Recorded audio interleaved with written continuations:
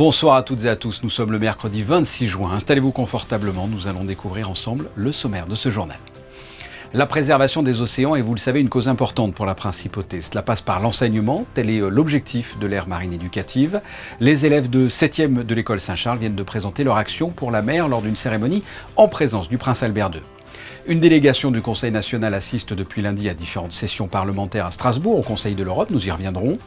Le Club des résidents étrangers de Monaco célèbre son 14e anniversaire. Focus avec notre invité sur le CREM, un vecteur d'intégration à la vie monégasque pour tous les résidents et les sociétés implantées à Monaco. Moins 30, moins 50% et plus encore, c'est le début des soldes en principauté. Jusqu'au 10 août, nous nous sommes baladés dans différents quartiers pour prendre la température. Le Théâtre Princesse Grace a présenté la programmation de la prochaine saison qui démarrera début octobre. 2 acteurs étaient présents, Anne Consigny et Hugo Becker. Et enfin, on est, je suppose, d'accord, la météo a fait des siennes ces dernières semaines. On a attendu un printemps qui n'est jamais venu. Le chef prévisionniste régional de Météo France nous expliquera le phénomène. Les élèves de l'école Saint-Charles étaient en charge cette année de l'aire marine éducative. Tout au long de ce projet, ils ont découvert la faune et la flore en Méditerranée. Ce matin, ils ont présenté leur action pour la mer lors d'une cérémonie en présence du prince Albert II. Reportage d'Émilie Terrasson et Jean-Alexandre Dordet. Après une année scolaire à travailler sur l'aire marine éducative, les jeunes élèves de 7e de l'école Saint-Charles ont pu partager leur action pour la mer. Un projet de plusieurs mois qui les a sensibilisés sur le monde marin. C'est un projet très motivant, très enrichissant pour les élèves parce qu'en fait ça leur permet sur le terrain de toucher du doigt en fait des compétences qui sont travaillées à leur âge. Ça leur permet aussi de s'investir pleinement dans ce projet et donc de devenir des acteurs vraiment de la préservation de l'écosystème marin. Notre planète attend le temps des océans, le temps des océans. Après une chanson sur le thème de l'océan, les enfants ont présenté un outil numérique qu'ils ont créé pour parler de leurs connaissances. Ils ont terminé leur présentation par un jeu interactif avec des questions de culture autour du thème de la mer. Tout ce travail réalisé en classe a été pour eux le moyen d'acquérir de nombreuses connaissances. On a vu sur des cétacés, on a travaillé sur des cétacés, des baleines, des rorquals communs, des globicéphales, plusieurs les animaux qui sont les animaux marins qui sont dans le sanctuaire Pélagos. On a même fait des ateliers en classe, à l'école, avec plusieurs intervenants. On a fait des dessins, on a recherché sur l'iPad des espèces. J'ai vraiment aimé, j'ai ressenti de la joie. C'était excitant, mais stressant en même temps. C'était plus stressant quand le prince était juste devant nous et on était tout seul sur la scène. Les élèves ont été récompensés de leur travail en recevant une médaille remise par son Altesse Sérénissime. Bien plus qu'un projet éducatif, les élèves ont acquis de nombreuses connaissances sur le monde et sur l'importance de protéger leur environnement. Rendons-nous à présent dans le nord-est de la France, en Alsace plus précisément, au Conseil de l'Europe où une délégation du Conseil national assiste depuis lundi à différentes sessions parlementaires. Pour rappel, le Conseil de l'Europe regroupe 46 États membres dont la principauté depuis 2004. Le président du Conseil national était présent à Strasbourg. Christina Thomel, vous êtes sur place depuis lundi. Comment se déroule cette visite ? Oui, il s'agit de la première visite officielle de Thomas Brezo en tant que président du Conseil national. Et c'est ce lundi à Strasbourg, au Palais de l'Europe, que le président a fait son entrée pour participer à la 3e partie de session plénière de l'Assemblée parlementaire du Conseil de l'Europe. En marge du travail parlementaire, différentes rencontres ont eu lieu, dont des entretiens privés, comme ceux avec le président et la secrétaire générale de la PCE, l'occasion pour Thomas Brezo et la délégation monégasque d'échanger avec eux, et notamment avec Despina Chatis Vassiliou Tsouvilis, qui arrive à la fin de son mandat.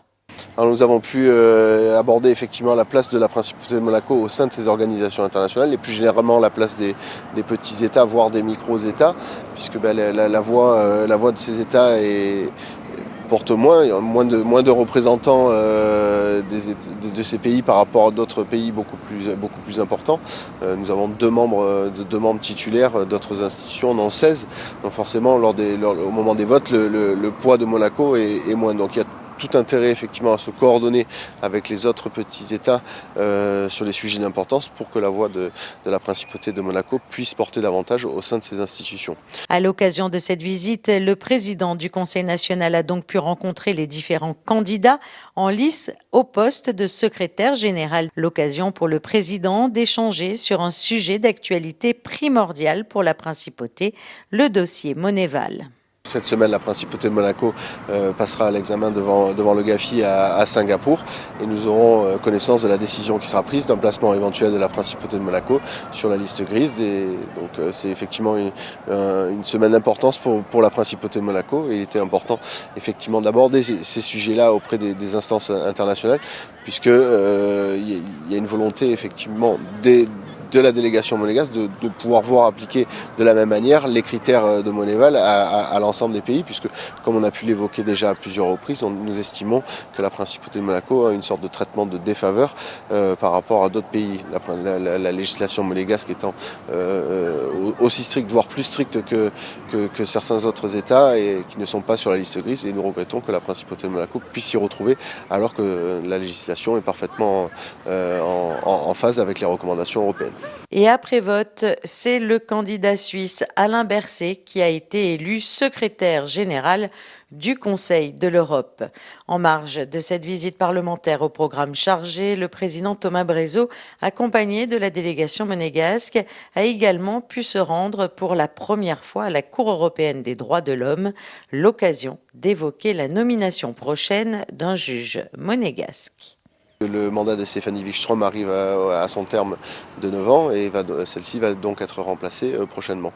Donc c'est critères de sélection qui sont assez complexes et donc une liste de 3 juges, de 3 candidats qui a été présentée à l'Assemblée parlementaire du Conseil de l'Europe qui prendra vraisemblablement sa décision lors de la prochaine session du mois d'octobre. Vous l'aurez donc compris, à noter le prochain rendez-vous à Strasbourg en octobre pour l'anniversaire des 20 ans de l'adhésion de la Principauté de Monaco au Conseil de l'Europe, un événement qui sera célébré en présence du prince souverain. Et nous suivrons ça. Le club des résidents étrangers de Monaco a célébré ce lundi ses 14 ans en présence du souverain et de ses membres dans les jardins Saint-Martin. L'occasion pour nous de recevoir son directeur, Alexandre Bouin. Bonsoir. Bonsoir Fabien. Le Crème vient de fêter son anniversaire, de souffler ses bougies. Qu'est-ce que le club des résidents étrangers de Monaco? Quelles sont ses missions, ses objectifs? Le Club des résidents étrangers de Monaco est une association qui a pour but d'accueillir et d'intégrer les résidents, qu'ils soient étrangers ou monégasques, nouveaux ou d'ores et déjà établis, dans Monaco, dans le tissu économique, culturel, social de la Principauté. Et concrètement, qu'est-ce que le Crème apporte aux étrangers qui s'installent à Monaco? Le Crème apporte déjà un point d'accueil avec notre club, nos locaux situés à Monaco, la chance de pouvoir se retrouver au club, partager des moments de détente, des moments conviviaux. Dans un cadre qui est super beau en plus.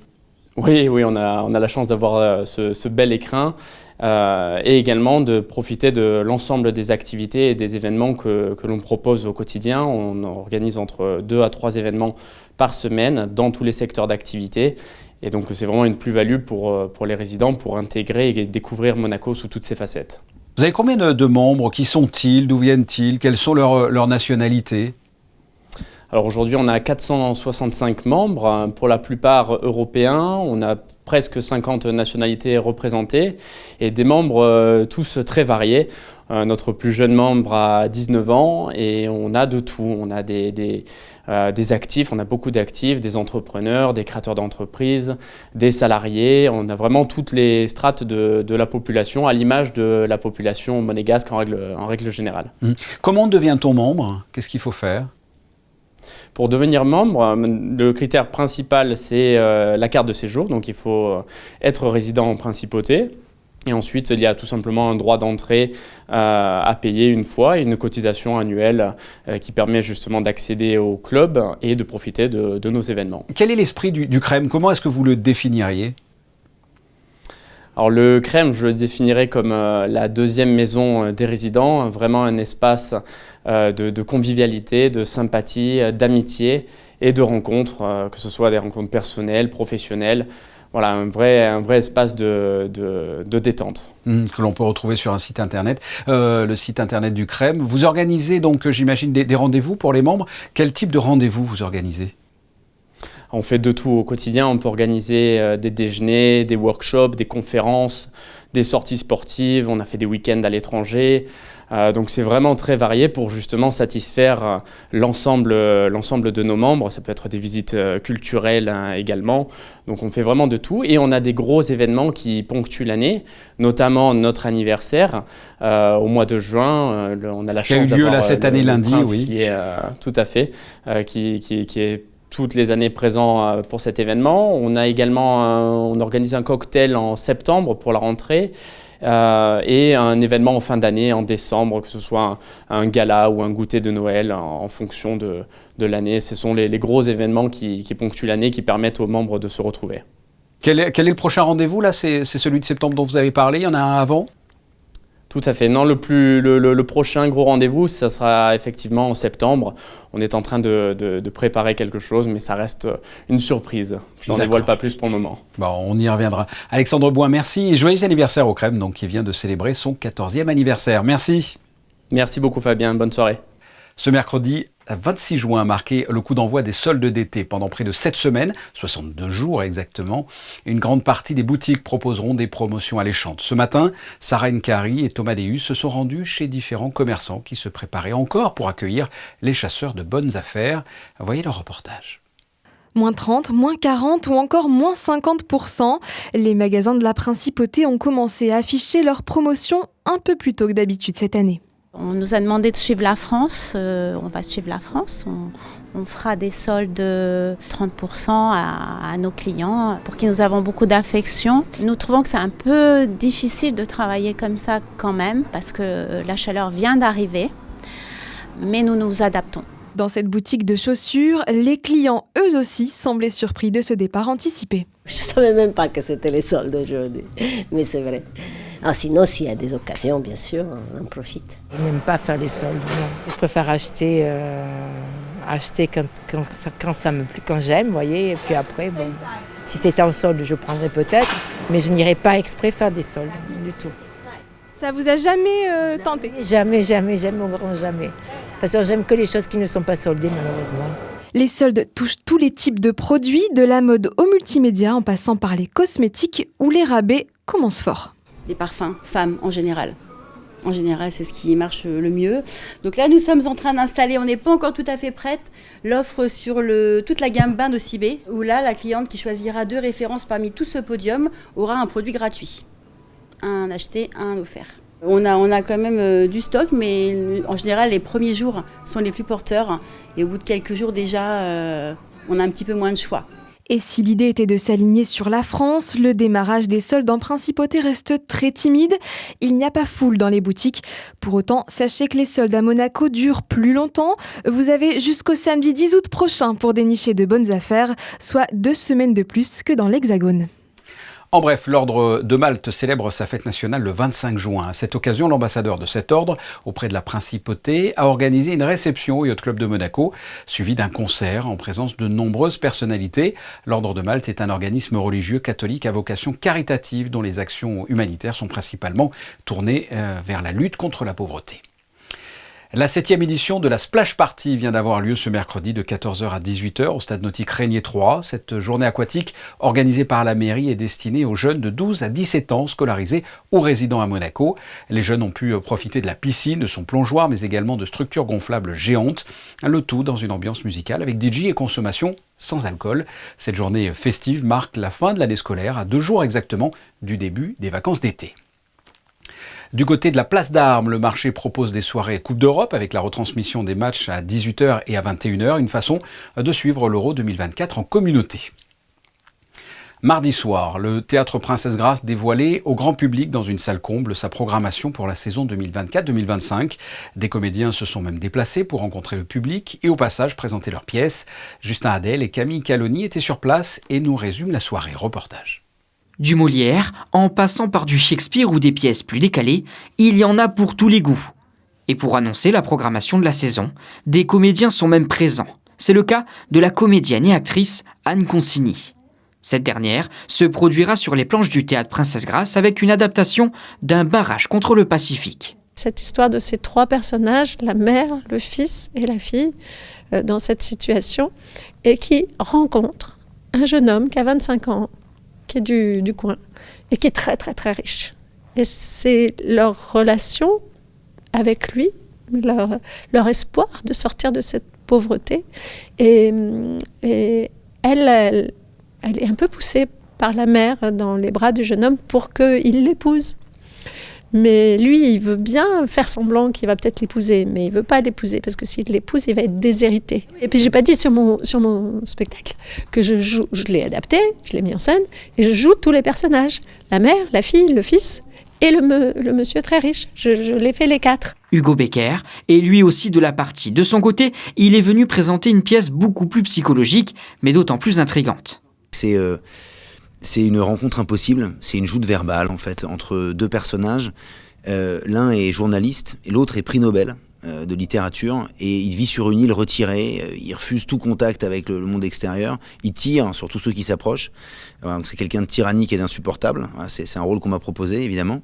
Et l'autre personnage est extrêmement sympathique, ouvert d'esprit, qui est joué par Pierre Rochefort, qu'il est aussi dans la vie. Et en fait, on va se rendre compte assez vite que les choses ne sont pas ce qu'elles semblent être. C'est vraiment un thriller psychologique qui est aussi assez drôle, parce que la plume d'Éric Emmanuel Schmitt est parfois acerbe et violente, et parfois vraiment pleine d'humour.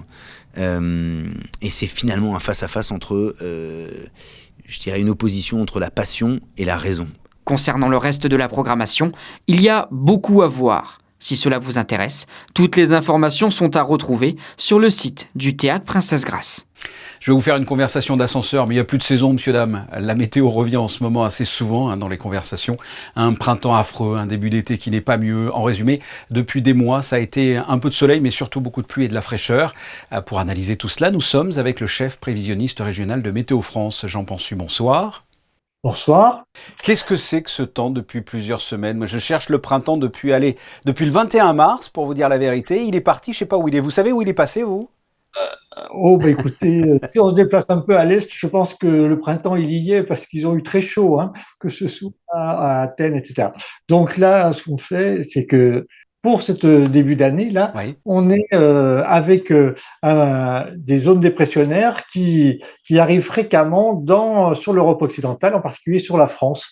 Et donc, on se retrouve avec des passages perturbés, et qui expliquent ce que vous avez l'impression de ne pas avoir de printemps. Voilà. Oui, parce qu'on n'a pas eu de début d'été non plus, il est porté disparu, en tout cas sur la Côte d'Azur. On hésite entre parapluie, crème solaire, pull. Est-ce que c'est une situation sur la Côte d'Azur qui est exceptionnelle ou qui est finalement normale? Alors, on va pas dire qu'elle est exceptionnelle. Ce qu'on peut dire, c'est que on se retrouve souvent avec des situations en réalité de sud, et qui amènent du sud-est à est du côté de Monaco. Et donc, vous retrouvez souvent avec ce qu'on appelle les stratus, des nuages bas ou des brumes, et donc qui vous évite peut-être l'impression de beau temps qu'on a quand on a un anticyclone qui se positionne chez nous, et en particulier pour Monaco. Alors, bon, vous êtes peut-être votre truc qui fait pas très très beau. C'est moins qu'on puisse dire. On fait largement arrosé du côté de la Bretagne ou bien du côté du nord de la France.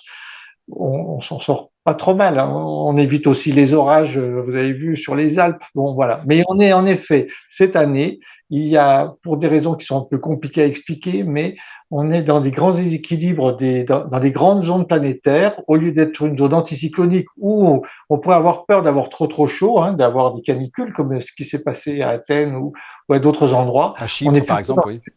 Ou à Chypre, voilà, on se retrouve, c'est souvent, il y a une bascule, il y a un équilibre, c'est-à-dire que s'il y en a qui ont un peu frais, il y en a d'autres qui ont un peu trop chaud.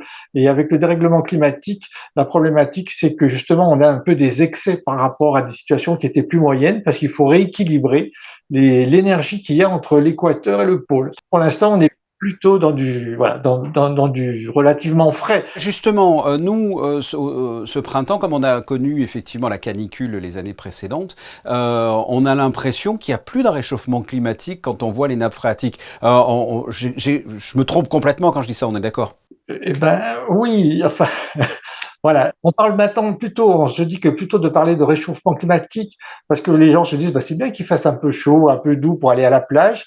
On parle plutôt de dérèglement climatique. Après, par contre, au niveau réchauffement, ça c'est quand même quelque chose. Alors les gens, ils se disent 1 degré, c'est rien. Un degré en moyenne, c'est rien. Mais c'est beaucoup d'énergie et ça va faire plus d'évaporation, ça c'est sûr. Et donc, il y a un moment, on va se retrouver avec quand même des problèmes. Voilà, on parle quand même de 30% d'eau en moins disponible sur la région PACA. Là, je parle du BRGM, qui travaille sur les nappes phréatiques profondes qui sont importantes. Quelles sont les conséquences de ce dérèglement ? Alors sur le dérèglement, ce que j'expliquais un petit peu, c'est cette question on a plus d'énergie et on va devoir rééquilibrer entre la chaleur qu'il y a globalement sur l'équateur par rapport au froid qu'il y a dans le pôle. Il va y avoir des réajustements plus vigoureux, plus violents, malheureusement. Oui, c'est ça, plus violent, ça peut être dramatique ? Ben, ça peut être dramatique, malheureusement, oui. Bon, là, alors vous allez me dire, on a eu Draguignan en 2014, qui s'était déjà déroulé, mais il a fallu aller travailler dans les archives pour aller retrouver un événement comme ça.